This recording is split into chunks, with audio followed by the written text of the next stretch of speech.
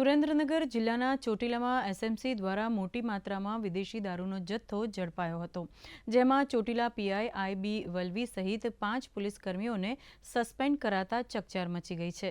મળતી માહિતી અનુસાર સ્ટેટ મોનિટરિંગ સેલ દ્વારા ચોટીલા તાલુકાના ખેરડી ગામમાંથી વિદેશી દારૂની 8,596 બોટલો સહિત રૂપિયા 1.26 કરોડનો મુદ્દામાલ જપ્ત કર્યો હતો. ત્યારે આ સમગ્ર મામલે પોલીસે 10 આરોપીઓ વિરુદ્ધ ગુનો નોંધી ફરાર આરોપીની શોધખોળ કરવા ચક્રો ગતિમાન કર્યા છે. આજ રેડ દરમિયાન ભારતીય બનાવટના ઇંગ્લિશ દારૂની કુલ 8,596 જેટલી બોટલ કે જેની કિંમત 1,19,10,000 જેટલી છે. તે ઉપરાંત 7 લાખ જેટલું જે ત્યાં વાહન હતું તેનો મુદ્દામાલ ગણીને કબજે કરવામાં આવેલો છે.